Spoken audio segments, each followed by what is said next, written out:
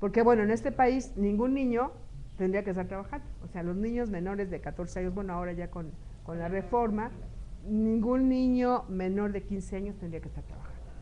Porque entonces sería explotación. Y bueno, uno va a los campos agrícolas de Sinaloa, supuestamente los niños no trabajan en algunos lugares, en algunos campos, y cuando uno está platicando con los niños, ¿no?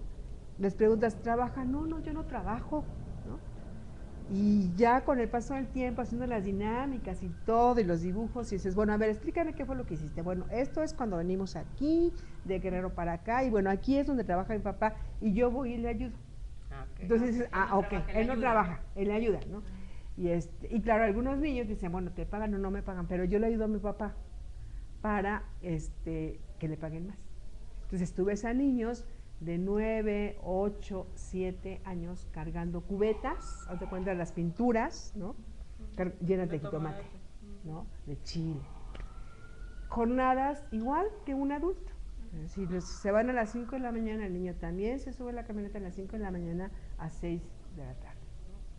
Entonces, bueno, las condiciones son condiciones tremendamente... No me gusta hablar de cuestiones internacionales, de muchos instrumentos internacionales, pero sí hay un convenio, que es el convenio de Palermo, que es es el famoso convenio de Palermo, donde te define qué es la trata. Y cuando te está hablando justamente de cómo captan a las personas, te dicen que puede ser por engaño, que puede ser porque algún tercero, sin tu consentimiento, te dice te vas. Es el caso justo que me estás preguntando. Sí, y te pregunto eso, lo pregunto porque a veces nosotros justificamos mucho el uso del empleo de trabajadoras domésticas o de cualquier otro tipo de servicio diciendo, pero pues es que yo sí le pago, ¿no? Sí. O sea, yo sí le estoy pagando a su mamá porque ella trabaja aquí. Y lo justificamos sin pensar también que eso es también una forma de explotar, ¿no? Sí, claro, sí, porque además, y enfocándome en la parte de las niñas y de los niños, yo digo, los niños no tendrían por qué estar haciendo, digo, una cosa es diferente a yo le ayudo a mi mamá a las labores de la casa, ¿no? Sí. A una cuestión de entonces yo soy responsable y me hago cargo de toda la actividad doméstica de un lugar, ¿no? Y entonces atiendo a los niños de un tercero, los tengo que cuidar, les doy de comer, limpio, ¿no? Claro, creo que otra vez ahí volvemos, de repente cuando hemos hablado así de diferentes temas, casi siempre llegamos a la parte que tenemos de responsabilidad nosotros como sociedad, y creo que en particular con el trabajo doméstico tenemos, o sea, ahí tenemos mucho que ver. O sea, una es esa, no, pues yo le pago, pues no es explotación. Otra, y que le hemos escuchado, es de, pues es que entre más chiquitas más dóciles, ¿no? Yo le enseño. Entonces, pues una chica de 20 años, no, pues no, ¿sabes? Pues igual no le va a gustar lo que yo le estoy pidiendo, pero pues una de 12 o de 8, pues yo le voy a enseñar, ¿no? Cómo me gusta que se hagan las cosas. Y lo tenemos muy normalizado, y de repente yo he escuchado es que ¿por qué le hablas así? No, o sea, les tienes que gritar para que entiendan. Y eso es normal, ¿no? O sea, en muchos, dentro de nuestra sociedad eso es normal, ese tipo de trato, sin que lo veamos con explotación. Claro, y además también cuando dicen por ahí, y dice la OIT y la Convención también, trabajo infantil es todo aquello que de alguna manera no me permite ejercer mis otros derechos. Entonces, eso es importante. Entonces, yo estoy trabajando y dejé de ir a la escuela. Pues resulta que ese es trabajo infantil. Yo estoy trabajando y resulta que dejé de ir a la escuela y además ya no juego con mis amigos. Ese es trabajo infantil, ¿no? Y luego, entonces, puede ser, yo estoy ayudándole a mi papá a la milpa los fines de semana y no es todo el día completo, ¿no? Okay. ¿Sí? Entonces estoy ayudando, mi papá me está como vigilando, ¿no? Pero además estudio y además juego y además está todo lo demás, entonces tú, pues no, es justo ayuda en la parte doméstica.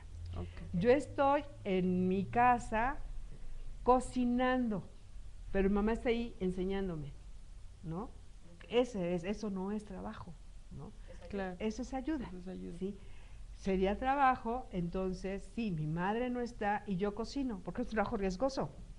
Hay un riesgo ahí. Claro. Y además yo me hago cargo de mis hermanos.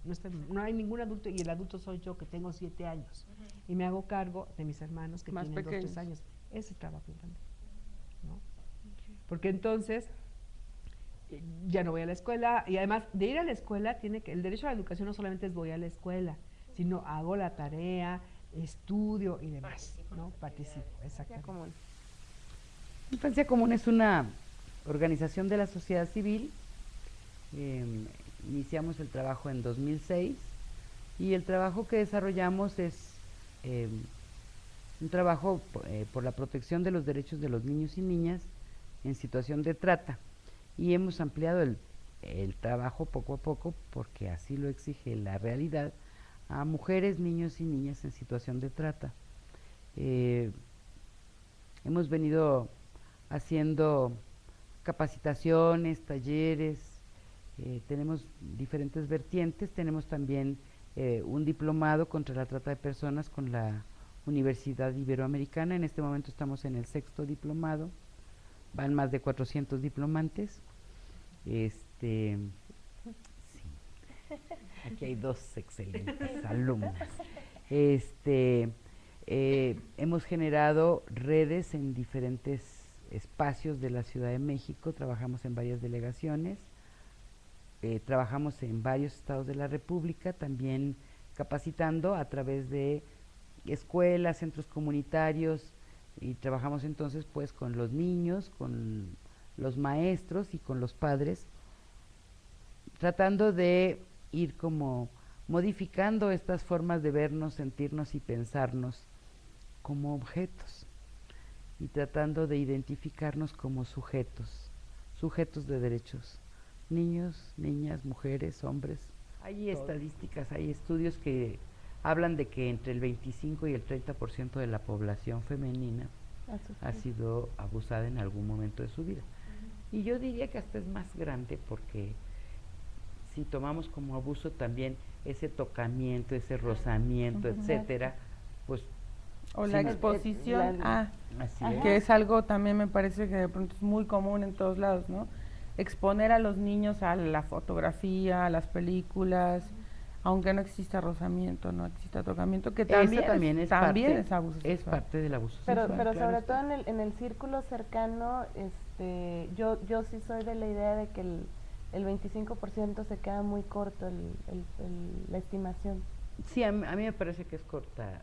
Yo no te quería preguntar, ¿cómo escogen? Ahorita decías que del trabajo que hace Infancia Común no es solo dentro del... El objetivo básicamente de la asociación es prevenir el maltrato y abuso sexual infantil, ¿cierto? Así es, la sexualidad tiene como meta prevenir el maltrato y el abuso sexual infantil, porque nos hemos dado cuenta que es una problemática de la cual no se habla, ¿no? Y pues los pequeñitos lo están viviendo constantemente. De hecho, cifras de la OMS dicen que cerca del 20% de las niñas y del 5 al 10% de niños son abusados sexualmente, ¿no? Esto realmente es muy preocupante, porque muchos de ellos lo mencionan, pero hasta que están en la adultez, vaya. Y entonces nosotros como asociación nos preocupamos de la magnitud del problema, y es por eso que los queremos prevenir justamente antes de que lleguen a esta situación. Para entrar un poco más de lleno al tema, porque bueno,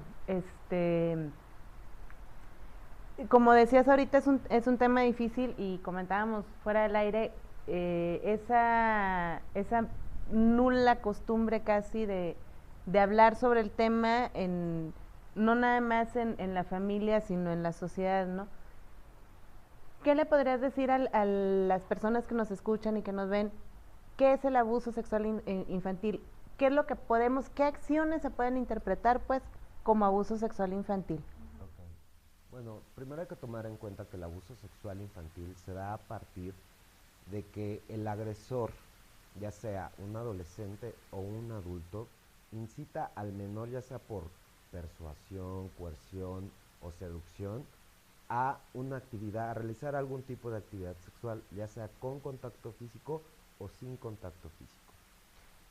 Una de las problemáticas que tenemos aquí en México y en muchos países es de que a los niños no se les habla del tema de la sexualidad, empezando por ahí, ¿no? Cuando los niños están preguntando, ¿no? Oye, mamá, papá, ¿qué es la sexualidad? Los papás salen huyendo y corren Pregúntale a tu mamá. O pregúntale a tu mamá o... Sí. Exactamente. En la escuela te Entonces, enseñan. hay una gran desinformación y hay muy poca sensibilización de este tema, ¿no? La sexualidad es algo muy básico. La vivimos día a día, desde que nacemos hasta el día que nos vamos a morir, tenemos sexualidad, ¿no? En la sexualidad manejamos un modelo muy interesante que es el modelo holínico de la sexualidad, que se divide en 4 componentes. A los niños se los enseñamos de manera muy básica.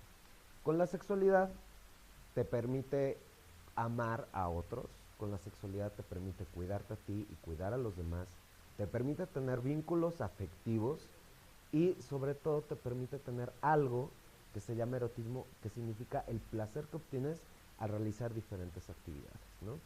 En el momento que le enseñamos al niño que él tiene sexualidad, desde ese momento estamos previniéndolo para que no la vea como un tabú, ¿no?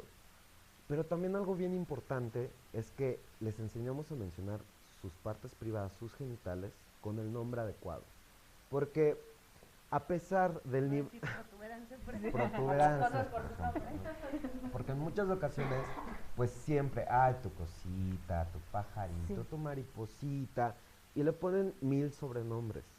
Entonces, empezando por eso, se comienza con un gran estigma alrededor de la sexualidad. Esto muchas veces piensan los padres y madres de familia. Dicen, no, es que si yo le hablo de sexualidad, lo que va a pasar es que le voy a quitar su inocencia. No, y al contrario, le está quitando la ignorancia a ese pequeñito, ¿no? Entonces, en el momento que nosotros llegamos y les enseñamos que la sexualidad es algo que viven día a día y algo que pueden nombrar con toda la facilidad del mundo, desde ese momento estamos previniendo. Porque si alguien le quiere tocar sus partes privadas, el niño ya tiene la sabiduría para llegar con el padre o con la maestra o con algún adulto que le brinde protección y puede decir, oye, alguien me está tocando mis partes privadas, alguien me está tocando mis genitales. Bueno, vale la pena recordar que aproximadamente el 80% de los abusos sexuales ocurre en casa. Son vínculos muy cercanos o familiares. Los más cercanos. De hecho, la OCDE menciona que el 27% de los casos de abuso sexual son cometidos por el padre, ¿no? El 18% son por algún tío, el 16% por algún primo o algún familiar cercano, ¿sí? Y el 12% por algún hermano mayor. Entonces, evidentemente el abuso sexual se vive dentro de la familia. Y cuando el niño no sabe diferenciar entre una caricia buena y una caricia mala, pues entonces... No hay manera de que lo externe. Hasta que ya está en la vida adulta, ¿no? O a lo mejor, si bien le va y lo entrecomillo y lo resalto, a lo mejor no hasta que llegue a la vida adulta, pero sí ya en una situación un tanto más complicada, ¿no? Donde ya hay una lesión física. Para el público que no está tan familiarizado con lo que es Redim y lo que hace, platícanos sobre Redim, por favor. Sí, bueno, somos una red, es la Red por los Derechos de la Infancia en México, una coalición que integra a 75 organizaciones de 16 estados de la República Mexicana, y bueno, es una red que surge para buscar que niños y niñas puedan conocer, ejercer sus derechos y de alguna forma promover un movimiento social y cultural. Bueno, yo supongo que las organizaciones están como alrededor del país y todas trabajan de manera conjunta, pero específicamente cuando tú dices que los niños y las niñas conozcan y ejerzan sus derechos, ¿a qué se refieren? Sí, bueno, yo creo que tenemos que partir de invitar al público que nos está mirando que 4 de cada 10 habitantes de ese país son niños, niñas o adolescentes. Eso significa que todos tenemos interacción con alguno de ellos, ya sea porque son nuestros hijos, primos o hasta vecinos. Esto implica que este porcentaje tan importante de la población, que representan a nivel nacional casi 40 millones de ciudadanos y ciudadanas, representan un gran desafío para la sociedad mexicana, para sus gobiernos, de cómo efectivamente vivir en México siendo niño o niña es una buena experiencia de vida. Y creo que es ahí donde podemos un poco iniciar. los niños y las niñas que fuimos hace algunas décadas, ¿cómo la vivimos? Poquitas décadas. Ustedes son muy jóvenes. Sí, bueno, yo 4 décadas. ¿No? Bueno, ¿cómo hemos sido? Es decir, hemos tenido experiencias distintas y la pregunta, ¿cómo la están viviendo ahora? Los niños, las niñas, y nos damos cuenta que el escenario no es muy favorable. Para darles algunos datos generales. De estos casi 40 millones de niños, niñas y adolescentes, 22 millones de ellos son pobres y 5 millones viven en pobreza extrema, es decir, que al menos una vez al día no comen. 3 millones de ellos trabajan y hay una ausencia de datos que nos permita conocer cuántos de ellos están siendo víctimas de violencia, de trata, cuántos viven en la calle, cuántos más están en una condición de lo que llamamos nosotros narcoexplotación. O sea, están siendo usados por los grupos criminales, pero de esto prácticamente no sabemos nada, porque si me permiten un poco el ejemplo, nuestro país no tiene ningún mecanismo de contención, no solamente para los niños en común, sino para particularmente los niños y las niñas víctimas. Y entonces hay, por supuesto, algunos programas, acciones, pero no están articulados y eso hace que los niños y las niñas vivan en desprotección. ¿Cuál es la propuesta de la red, ¿no? Por ejemplo, para hacer esta intervención comunitaria, ¿no? Y hacer desde nuestros espacios, ¿no? También hacer un poquito de política y un poco de transformación de estructuras culturales. ¿Cuál es la propuesta de la red, ¿no? Sí, bueno, yo creo que tenemos varias. La primera es que tenemos que reconocer a niños, niñas y adolescentes como ciudadanos. Hay una lógica digamos, de las representaciones sociales que tiene el Estado mexicano y su propia sociedad, y es pensar que los niños y las niñas son propiedad de las familias. Eso lleva a un segundo error de pensamiento en el Estado mexicano y en cualquier persona vinculada a la atención de la infancia, y es que solamente se interviene cuando los niños y las niñas están en una condición de desventaja, de carencia o de ausencia de familia. Y nos lleva entonces a un tercer error de pensamiento. No hacemos política pública para todos, sino hacemos acciones y programas para aquellos que ya fueron víctimas, que están en riesgo o que están en pobreza. Es decir, cero prevención, cero considerar que el Estado es responsable de todos sus niños y sus niñas. Por supuesto, ninguna noción de pensar que ellos son sujetos históricos de cambio, porque estamos atrapados en estas miradas viejas que corresponden al siglo XVIII. Es cuando un poco se va construyendo. Y incluso, o sea, pensemos ahora, si alguien está golpeando a los niños, prácticamente nadie se mete, porque consideran que son sus hijos. Y él sabe cómo lo educa. Así es, así es. Esta noción, suelo bromear, permítame el ejemplo también muy bobo, de que las familias llegan a pensar que el acta de nacimiento es la factura del niño, ¿no? Sí. Y entonces cuando se casan la endosan, ¿no? Para que, como decía Fernando Delgadillo, ¿no? O sea, para que sea efectivo. Sí, yo creo que en tanto no superemos esta idea de que los niños son incapaces, son inferiores, todavía no son valiosos, va a ser muy difícil que cambiemos la mirada, porque entonces solamente nos atrapa rápidamente la idea de pensar en asistencia. Si ahora preguntamos al público, ¿quién es el responsable en el Estado mexicano de la infancia? Nos van a decir el sistema DIF. Y en sentido estricto, podemos decir, a ver, sí el DIF, pero ¿qué pasa con educación, con salud? ¿Qué pasa con el Poder Judicial? Que siempre queda así como silbando en la loma, ¿no? ¿Qué pasa con el Poder Legislativo? Es decir, todo el Estado, sus 3 poderes y sus varias vertientes, son responsables de la garantía de derechos de niños, niñas y adolescentes. Que recupera la Secretaría del Trabajo en el país. De 5 a 17 años de edad en nuestro país hay 3.140.000 aproximadamente niños y niñas que realizan actividades económicas. El concepto es importante porque pueden ser varias de estas. Y hay una tercera importante que es la que tendríamos que combatir y es la explotación.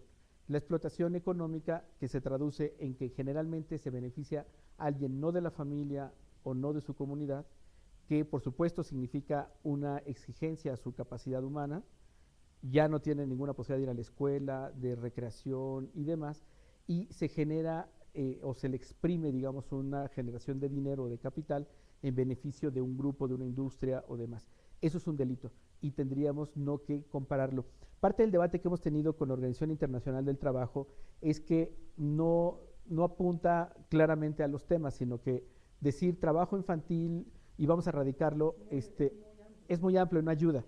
Digo, si sirve de algo decirlo, yo trabajo de los 9 años y para mí trabajo infantil fue muy importante. Yo podría promover que mis hijos trabajen y no les va a hacer daño si ocurre en un contexto comunitario, familiar, de transferencia cultural, y son estas pequeñas labores.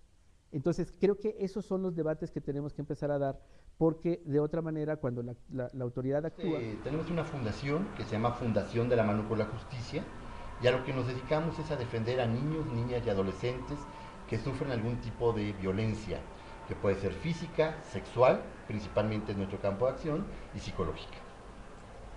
Ok, niños y niñas víctimas de violencia. Estamos hablando de casos que tú puedes atender específicamente en el Distrito Federal o en algún otro lugar. Hemos atendido y defendido pues, a más de 100 niños y niñas ya, a lo largo y ancho del país, en diferentes modalidades. Algunos pues ha requerido un apoyo mucho más fuerte, desde la presentación de denuncias ante el Ministerio Público, defensas de estos niños y estas niñas ante diferentes jueces, y bueno, pues ha sido a lo largo y ancho del país, desafortunadamente, que ocurre esto. Desafortunadamente sí. Hay un dato que yo recuerdo que tú nos habías comentado anteriormente del número de niños y niñas que son víctimas, aun cuando no lo sepamos, o es un porcentaje, ¿no? Aproximadamente 20,000 niñas y niños que son abusados sexualmente al año en México, en el país. Desgraciadamente no existe una estadística oficial ni nada que pueda en un momento comprobarlo. Muchos de estos niños que sufren abuso sexual no trascienden más allá del ámbito de su familia, que es donde, de acuerdo a las estadísticas, se dice que entre el 75 y el 90%, hay gente que dice que hasta el 95% de los casos de abuso sexual de niñas y niños ocurren en el primer círculo familiar de estos niños, es decir, por parte de padres, abuelos, tíos, hermanos, gente muy cercana a los niños. Y que ahorita, recordando un poco las palabras de Mayra Rojas, estas situaciones son de las típicas que se recogen con la frase de la ropa sucia se lava en casa, ¿no? Así es, desgraciadamente sí. Se tiene esta idea de que un niño o una niña que sufre un abuso sexual se vuelve algo muy vergonzoso. Y por tal motivo, al volverse vergonzoso, hay que ocultarlo. Lo tratan de ocultar. Sí. Y esto es algo que pues no debe ser. Debemos de denunciar todo este tipo de situaciones y castigar a los agresores de estas niñas y estos niños. Mira, en la experiencia que yo he tenido con todos estos niños y estas niñas, y con muchísimos de ellos, o prácticamente el 100% de ellos, cuando ellos empiezan a tener contacto conmigo y están viendo que yo los voy a defender en un procedimiento legal en contra del agresor, siempre me preguntan tarde o temprano, ¿ya lo metiste a la cárcel o lo vas a meter a la cárcel? ¿Qué significa esto? Que los niños necesitan saber que esa persona que les ha agredido va a ser castigada. ¿Por qué? Porque ellos han sido educados a través del tiempo de que si hacen algo mal van a ser castigados. Entonces, si tú les das un mensaje equivocado en este tipo de cuestiones, pues estás inclusive rompiendo con todo el esquema de educación que les ha dado un niño o una niña, cuando además necesitan ese apoyo y necesitan saber que el agresor va a estar tras las rejas, porque además necesitan la situación de seguridad de que no se lo van a encontrar o de que van a tener contacto con él. Esto es muy importante. La Asociación de Psicología Norteamericana, que ha estudiado sobre este tema a profundidad, ha establecido que el 100% de los niños que son abusados sexualmente, si no reciben apoyo psicológico, tratamiento que los saque adelante, el 25% cuando son un poco, empiezan a crecer, son mayores, repiten estas conductas. Entonces, esto es algo muy importante y fundamental. Y muy serio. Inclusive, yo me he atrevido a decir que es un problema de salud pública, que por alguna razón en nuestras autoridades en este hermoso país de México no se han preocupado. Aquí nadie se preocupa por los niños. Nadie, absolutamente nada. Ahora, si los niños votaran, todo el mundo se preocuparía por ellos, claro. Todo el mundo se preocuparía por ellos. El problema aquí es que los niños no votan. Entonces, requieren estos chavos y estas chavas que son agredidos sexualmente de apoyo psicológico para que cuando crezcan, y no estamos hablando de que sean mayores o adultos, de que crezcan un poquito más, ya no repliquen esos patrones de agresión y lleguen a lastimar a otros niños. Puntos para que la ley Telecom se la juegue con los niños y las niñas. mencionar brevemente los garantizar puntos? que los contenidos de los medios de comunicación respeten los derechos de las niñas y los niños. ¿Qué quiere decir esto? Que la programación de la televisión abierta, porque las televisoras han alegado que cualquier cosa que nosotros queramos incidir en contenidos, estamos atacando su libertad de expresión. Pero como ya dijimos antes, está el interés superior del niño. De manera que el interés superior del niño está por sobre el interés comercial de Televisa, que me perdonen, qué pena me da su caso, pero así es. Entonces tienen que respetar escrupulosamente la Convención de los Derechos del Niño, la protección de la promoción de la diversidad de las expresiones culturales, ajustarse al cuarto constitucional sobre el interés superior del niño y no contravenir los programas de educación, de salud y de cultura desarrollados por el Estado. Aquí está el Estado educando, aquí está Televisa deseducando. Aquí está el Estado con la salud, aquí están los anuncios de comida chatarra. O sea, no. O sea, cualquier cosa que salga no puede contravenir las leyes ni las políticas públicas del Estado. 1. 2. Contar con una barra infantil de televisión de calidad en los medios regionales. Los niños de las regiones no se ven nunca a sí mismos. Ven a Estados Unidos, a no sé qué. Entonces, si hay medios públicos de radio o televisión locales, tienen que contar forzosamente estos medios con una barra infantil. Un canal nacional abierto 24 horas de televisión de calidad para niños, que el OPMA ya lo creó, es el 11.2. Pero es el que nos comentabas ahorita, que ya está reducido. Está muy reducido, entonces tienen que apoyar para que sea un canal verdaderamente con una producción grande y que además le conviene porque puede ser enviada a las televisoras públicas de los estados. Esto pueden ser insumos para las televisoras locales, ¿no? Estos canales tienes que diseñar programación que atienda a primera infancia, preadolescencia y adolescencia, porque todos estos son infancia, ¿no? Estos 4 niveles tienen que promover la cultura de paz y comunitaria y tienen que garantizar la variedad de información y que los niños tengan distintos puntos de vista y la veracidad de la información, porque cuando se trata de niños no puedes andarte jugando y inventando cosas irresponsablemente como lo hacen, ¿no? Generar contenidos adecuados de acuerdo a su edad. Los niños tienen derecho a la información. Esto sería con las instituciones de gobierno. ¿Cómo van a saber los niños la información a la que tienen derecho si está escrita para adultos? Tú dale la Convención de los Derechos del Niño, un niño de 6 años y no le va a entender. Le va a aburrir. Toda la información de salud, de educación, de cultura, están obligadas las instancias de gobierno a tener en sus páginas web y a coproducir con los canales públicos para darles a los niños acceso a la información a la que tienen derecho. 5. Fomentar espacios de libertad de expresión para niños y niñas. Tiene que haber espacios, televisión participativa, que en México hasta ahorita no hay. Estamos a punto de sacar la primera serie de televisión participativa con el Instituto Morelense de Radio y Televisión, sale en noviembre. Pero hasta ahora en México no se sabe lo que es eso. Exacto. Los canales regionales y todo deberían de estar produciendo esto.